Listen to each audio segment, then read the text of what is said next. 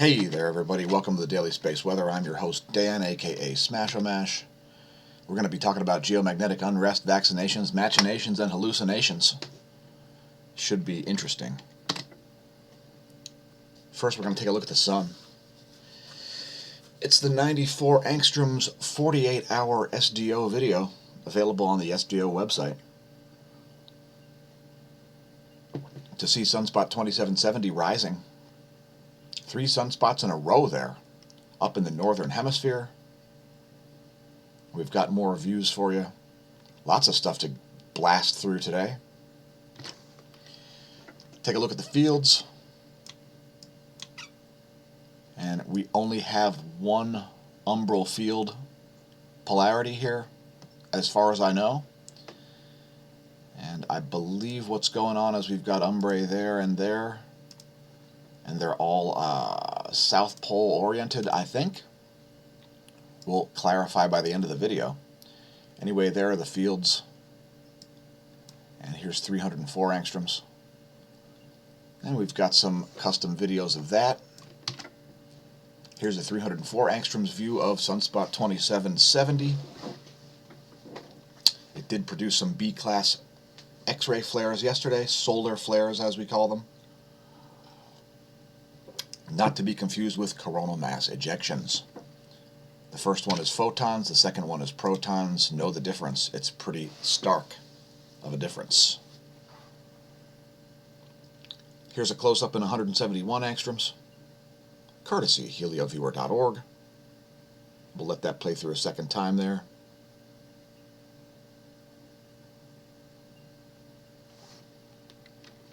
And let's take a look at some more data. The 10.7 centimeter radial flux, which is a good proxy for sunspot number, back up to 73. So you can see we're coming off of a solar minimum here. And that's a good thing, as we see quite a few sunspots lately. And we're currently in a state of geomagnetic unrest. So there you can see the KP index is at 4. And we're not expecting to see this rise any higher today.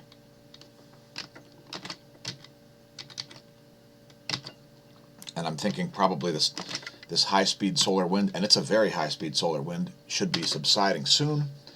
There's the 3-day graph of the GOES X-ray flux, and you can see those series of B-class flares yesterday. About 5 of them, actually. All in the lower half of the B-class spectrum. Proton flux remains fairly flatlined here. No significant proton events. Next, looking at the real-time solar wind to see a very shifty phi angle here over the past 24 hours. Current solar wind density 5.2 protons per cubic centimeter. Current solar wind speed quite elevated here at 620 kilometers a second. It got as high as 750 kilometers a second there, and that's the highest solar wind speed we've seen in quite a long time, months at least. And today we're going to look at all 3 geospace magnetosphere movies: the velocity, the density, and the pressure. First, the velocity. Here's 4 hours of data on that.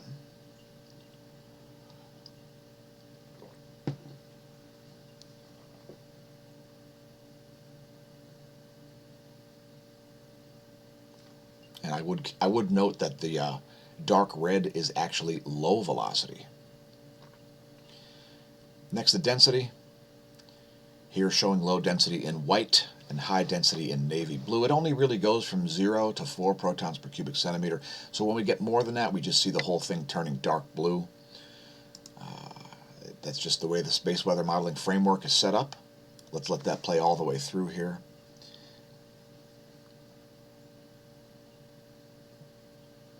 As it refreshed halfway through. Here's what's going on in terms of the density in the magnetosphere. And finally, here's pressure.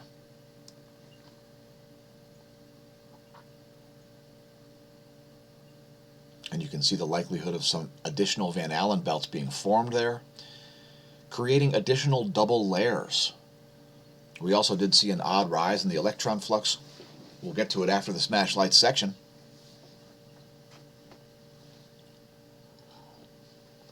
as the electron flux appears to me to be a more and more important aspect of space weather. Next, we're going to look at ground geospace magnetic perturbations right after we look at the aurora forecast. So there's your aurora forecast.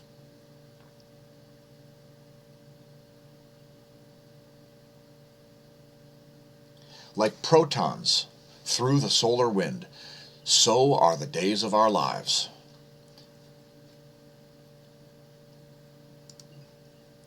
Welcome to space. All your weather comes from space. Enjoy. And there you can see a small intensification toward the end. Surprisingly low amount of auroras, actually. Next, looking at ground magnetic perturbations during this polar excursion, when we have two geomagnetic north poles. The net pole somewhere east of Greenland. South geomagnetic pole is someplace south of Australia. Anyway, there's 4 hours of ground magnetic perturbations, looking at the magnetism a little closer to home. And there's the current image. We'll just move on here to another episode of the Smash Lights,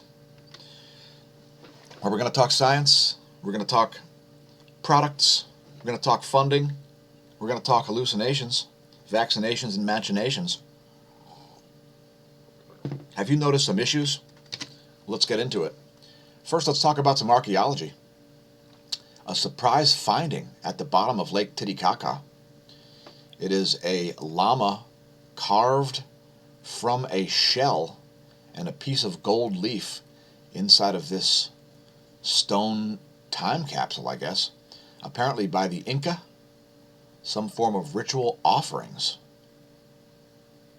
The 16th and 17th century chronicles indicate submerged offerings. So,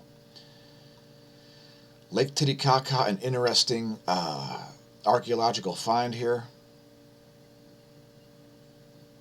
Perhaps there's more stuff to find underwater. An interesting find. Pretty cool little piece of machinery there too. That stone time capsule thing with the stone plug. Pretty cool stuff. Let's talk about being ossified in our beliefs. Now, Ben Davidson of Suspicious Observers is part of the reason why we have a channel. It's because Ben called for a movement. However, Ben doesn't really help anybody out.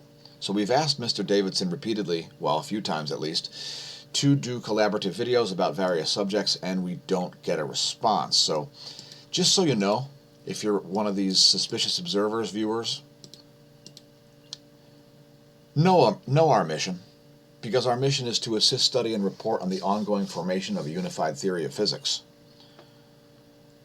Since things like astrophysics and cosmology are being rewritten before our very eyes, the importance of things like condensed matter become more and more evident as we raise the awareness of the general public of the relationship between space weather and Earth effects. Like I said, all your weather comes from space. Plan accordingly. Another point of our organization is to connect and consult with other media organizations to multiply our reach. Now, Ben Davidson has over 500,000 subscribers on YouTube, and he probably makes something like $25,000 a month just in Google AdSense revenue. We make about 2 cents per hour on our channel. So please inform Mr. Davidson that part of the purpose of our videos is to even help out people like Ben himself, because we're covering some more in-depth stuff than his channel covers. Whether he understands it or not, I don't care. Another purpose of us is to demonstrate cutting-edge proof-of-concept solutions to problems. Another purpose is to publish scientific papers in a multidisciplinary manner, including but not limited to the sciences on the screen. Also, to assist mankind by advancing the study of predictive phenomenon, and again, to not be ossified in our beliefs, and to treat those who are with love, respect, and inclusion to the scientific discussion, as it can take a long time for cutting-edge science stuff to sink in. Let's talk about Eugene Bagashov. Now, there's an interesting feud going on Facebook right now between Ben Davidson and Eugene Bagashov. Eugene wants to debate Ben about his solar micronova idea. His gauntlet is thrown into Ben's face. It's a duel like in the good old times, and Ben's not been responding very positively to this, suggesting that it's just an attempt to gain attention. So I've popped popcorn because I would watch, and I do indeed wonder what the disagreement regarding the micronova actually is, as it should be referred to as a nova, not a micronova, since there's nothing micro about it. And yeah, so Ben wants a movement, but he doesn't promote other people associated with the movement. I assume it's because of self-promotion, which is fine, something we do on the channel, and yeah, so not really receiving a lot of help there from Ben. You're welcome for being part of the movement, trying to advance things like cosmology and astrophysics.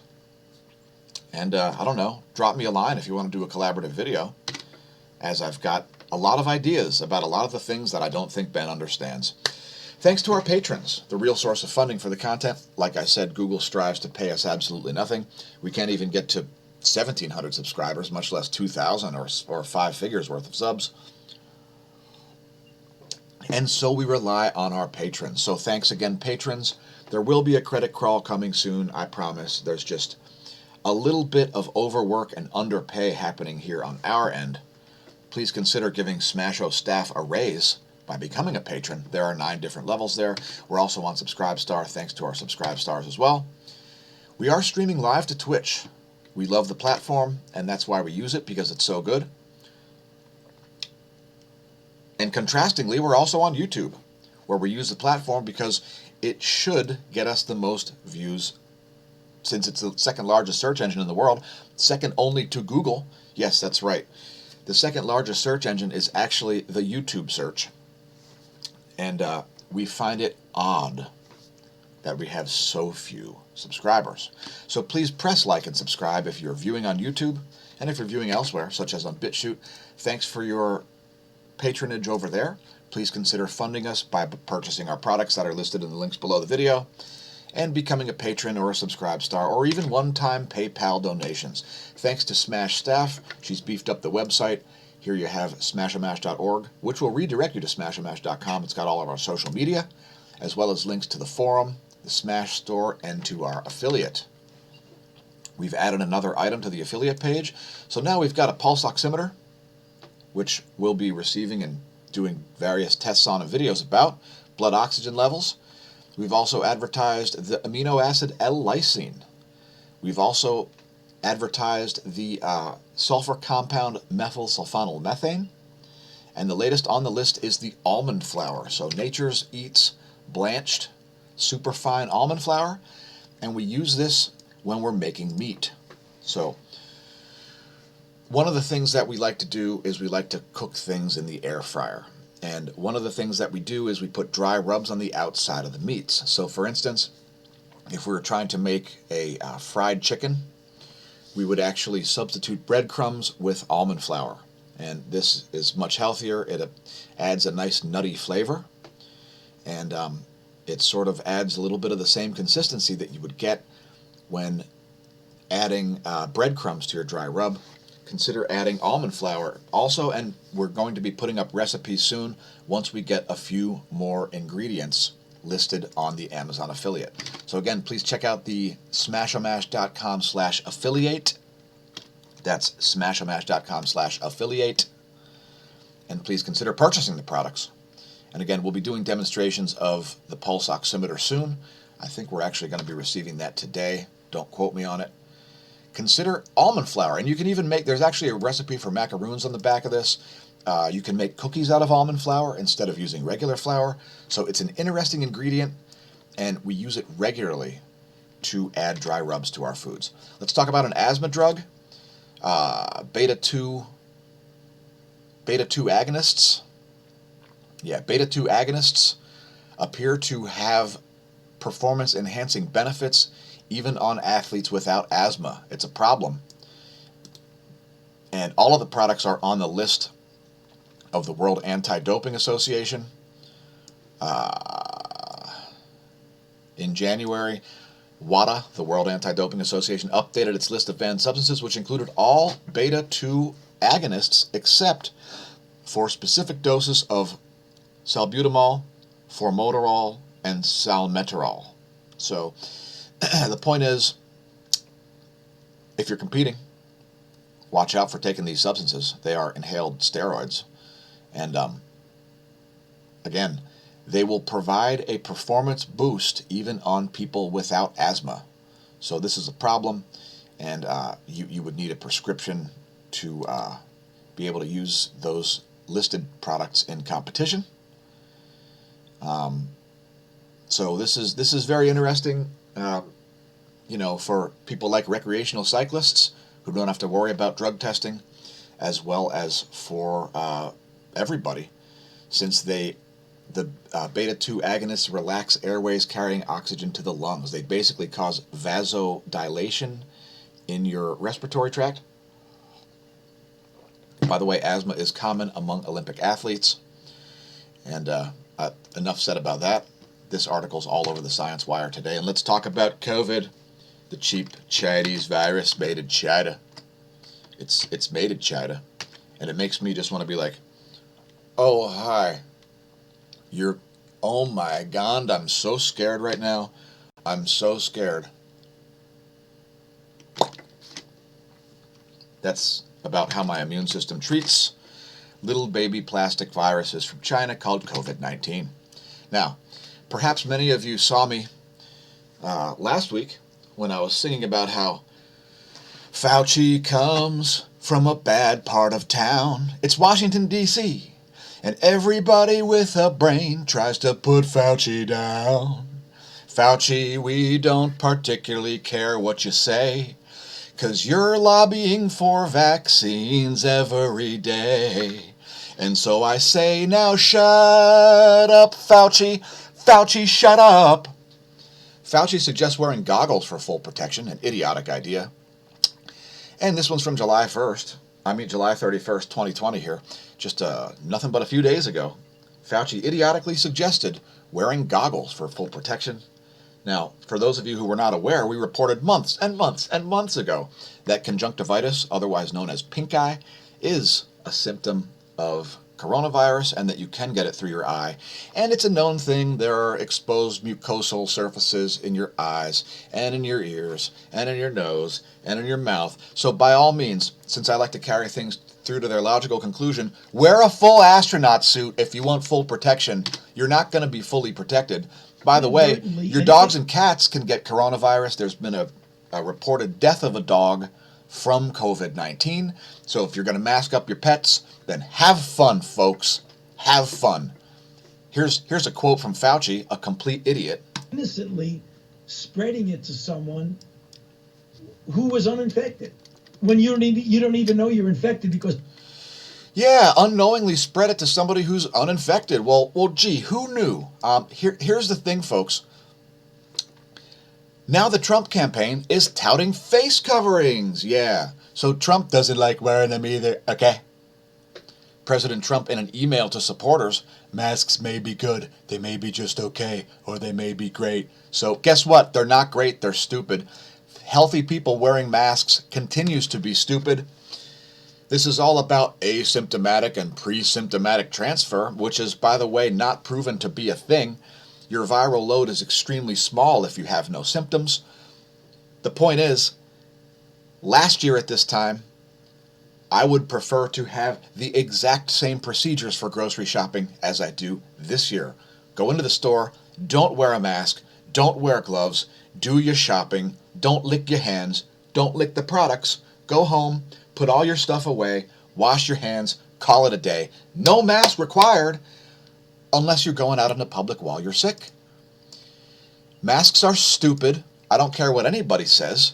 If Trump says masks are stupid, then Trump is saying stupid things as well. Calling them like I see them. I'm objective. Deal with it. Do they actually reduce coronavirus spread? Well, experts have mixed answers. Well, gee, who would have guessed? Everybody with a brain who knows anything about infectious diseases would have guessed. Of course, certain types of masks allow viral particles to go right through the mask. Other types of masks reduce your oxygen levels to the point where you'll pass out and inhale your own CO2 until you're unconscious. And that's part of the reason why we're buying a pulse oximeter and why you should too. So go to smashomash.com/affiliate and go purchase the Zacurate 500DL pulse oximeter so you can see objectively what your blood oxygen levels are. Now, of course, blood oxygen levels are probably the most important factor that there is, maybe besides just a heartbeat and breathing. But let's just say your blood oxygen levels will drop quickly if you stop breathing and your heart stops beating. Anyway, don't be brain dead and understand the real science here. Masks are going to be dumb from day one until day infinity. So the WHO has clarified comments on asymptomatic spread, and this is all the way back in June. And I'm not going to read anything else about this and move on because I'm sick of talking about it, frankly. If you'd like to get a real timeline, I started covering this at smashomash.com/forum in the free-for-all forum on January 23rd when I said, coronavirus? Is it dangerous? Not particularly for healthy people. And then we proceeded to put up 31 pages of nearly daily updates. If you'd like to put more stuff in here, feel free. The last time anybody's posted was on July 15th. And I stopped covering it long before then. Why? Because it's irrelevant. A virus with a mortality rate as low as the mortality rate of COVID-19 is irrelevant. And stuff like that will be smacked by practically everybody's immune system. Let's talk about Tony Heller's YouTube channel. Shout out to Tony. Drop me a line. Here's one of his latest videos featuring Bill Gates. In my lifetime, this will be the greatest economic hit. But you don't have a choice. People act like you have a choice. Sounds like a crock of economic shit. People don't feel like going to the stadium when they... I don't feel like going to the stadium. But then again, I didn't like going to the stadium before the spooky, scary global pandemic with the pathetic infantile response by mankind. Now, the pathetic infantile response by mankind has prompted us to create some merchandise here. And the reason we did it is because I wanted a souvenir. And, well, that's why I'm wearing the Smasher Price My First Pandemic t-shirt featuring a cartoon child holding a mask over the entire planet Earth. Because apparently that kid is a straight-up COVIDiot. And, yeah. So if you'd like a souvenir, consider our Smasher Price My First Pandemic shirt, or Smash Survived shirt, or maybe the leggings, or maybe the Mansa or Mensa shirts. Because after all, folks, it's up to you to make Earth not suck again. Start a conversation, buy a shirt, buy some leggings. I may actually have to try the leggings out, even though they may be too small for me. And if you need to hit us up with any sort of breaking news stories or anything like that, hit us up on the SMASHO VoIP line. And here ends another episode of the Smash Lights. Again, please consider supporting the channel through the links below the video. Purchase our products, and you won't regret it. They're high quality.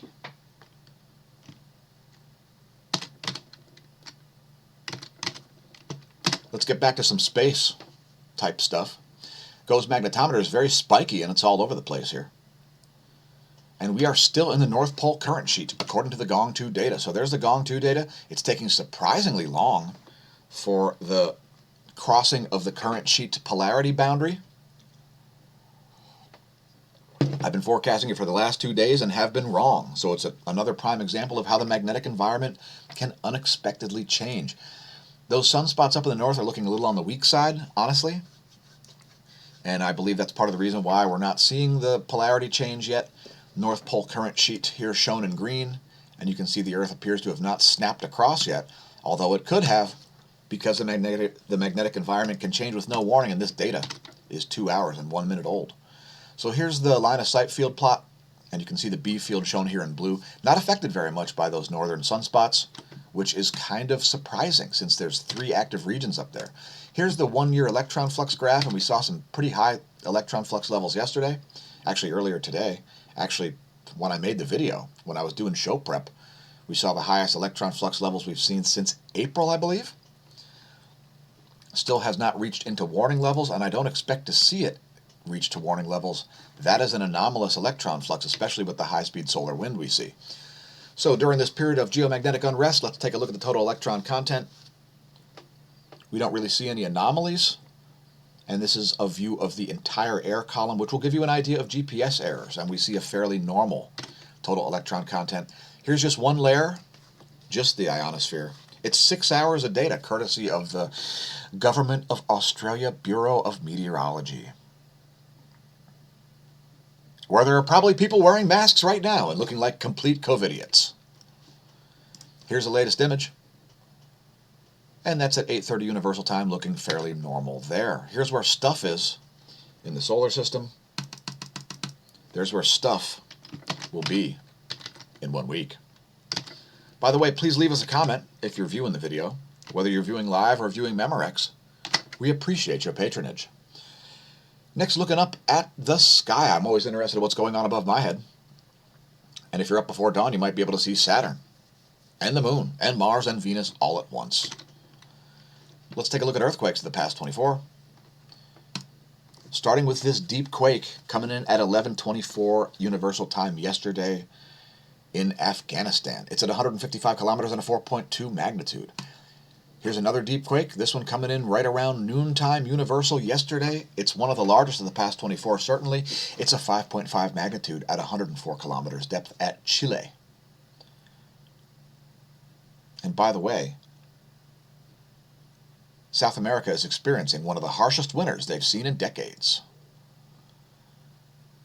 Here's another deep quake, this one at Peru. So perhaps not done yet with the earthquakes there at Chile. And when the solar wind subsides, then we're going to have a 24-hour period of warning, actually.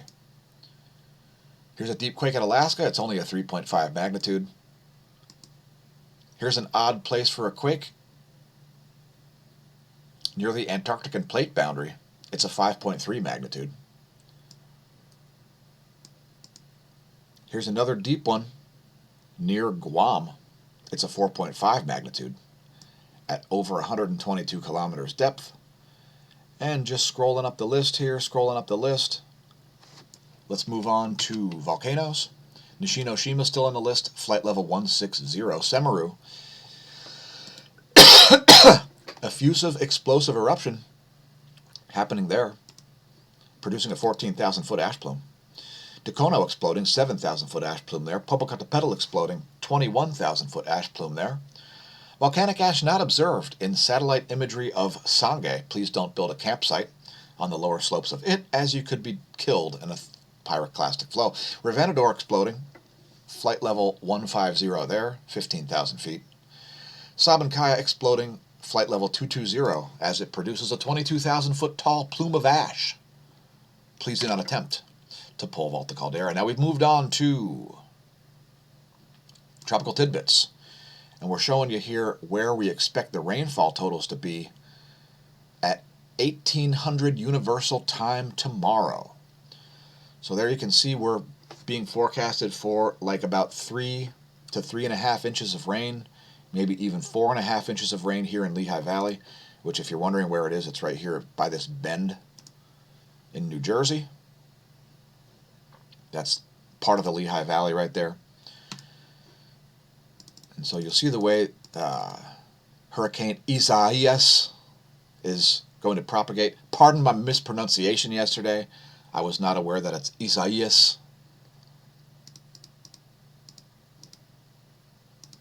Anyway, there's the forecast on tropical tidbits. And that is the GFS forecast. Again, there's where we expect things to be at 1800 Universal Time tomorrow. Here's the map, and I think a lot of this coastal flooding just isn't going to happen, but who am I to argue with the government? The government must always be right. After all, they're funded by taxpayer dollars. How could there be any waste, abuse, or graft from the government? It's impossible. Pardon my sarcasm. Next, looking at windy.com to check out the pressure maps. And we're going to let this advance until about 12 p.m. my time tomorrow, which is, by the way, that's 1300 my time. That's 1600 hours Zulu time. So there you can see that low is going to actually be moving, apparently moving due north into eastern Canada there. Windy.com, they've got a great mobile app also. Next, we're going to look at jet streams. Here are the jet streams of the eastern world. Extreme odd jet stream flow here going east to west, which is backwards, by the way, folks. As well as extreme meridional jet stream flow all around the north and very concentrated jet streams in the south. Here are the western world's jet streams. Wow. All over the place. And I think we should name this the Anthony Fauci anticyclone. Which makes me want to sing, shut up, Fauci. Fauci, shut up. Next, looking at lightningmaps.org. Yeah, lightningmaps.org. It's a good time. We've got some local lightning here. The Big Apple. Where is that? Brooklyn? I don't know where it is.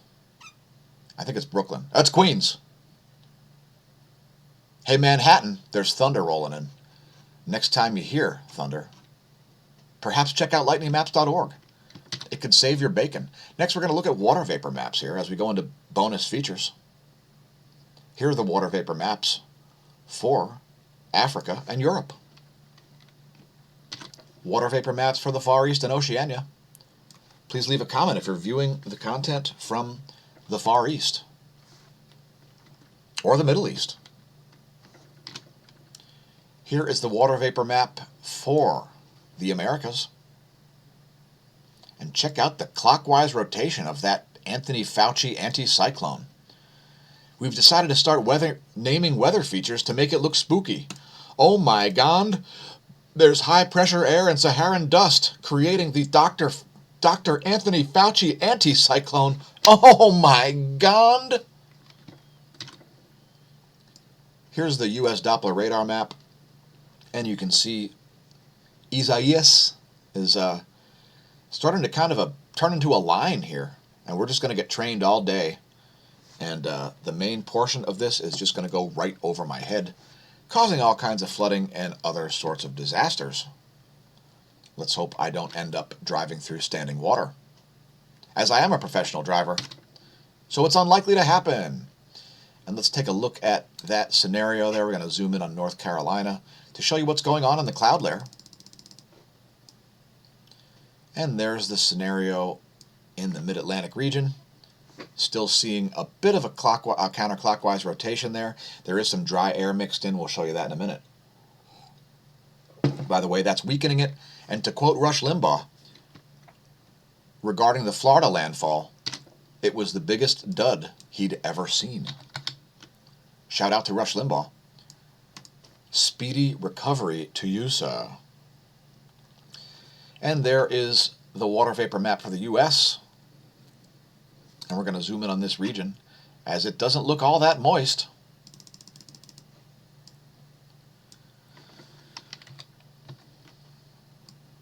Shout out to Isaac Butterfield for being so moist. Now, back in the 80s, we used to say fresh, like Run DMC, Funky Fresh Trio. Funky Fresh, that's kind of like moist. And they would actually refer to things they didn't like as dry.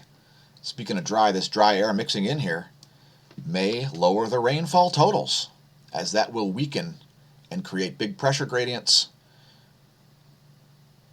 Looking like the thing's going to weaken. I don't think those GFS forecasts are right. I think we're going to get more like 2 inches of rain, not 4, here in eastern Pennsylvania. Thanks for tuning in, everybody. We've got more bonus features yet, so don't go anywhere. Let me just check the life of the stream. Let me vanish. Thank the smAsho team for sharing on social media, leaving comments, etc.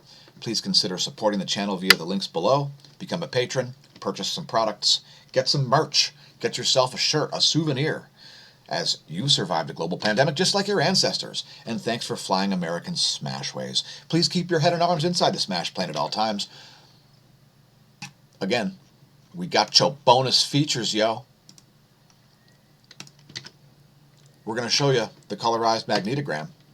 We're going to show you the intensitygram. And we've got another blurry image of the sun here. What is up with that? We're getting blurry colorized magnetograms. I've never seen that before. It's 2 days in a row.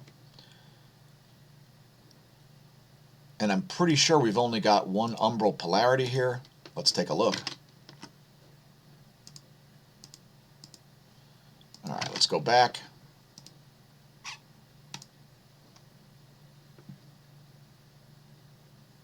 Well, I'm not sure. I'm not sure what the scenario is. I still think it's just an alpha class sunspot. Anyway, here's a view in 131 angstroms. One of my personal favorites. And like the 94 angstroms, which is the green one that we started out on, the 131 angstroms view is specifically designed to study sunspots, solar flares, coronal mass ejections, etc., as it takes 10 images per minute instead of only 2.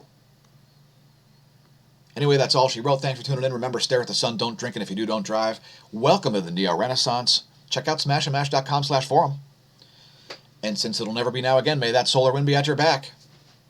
It's a pretty heavy solar wind. It's quite fast. And may that covidiocy be absent from all multiverses.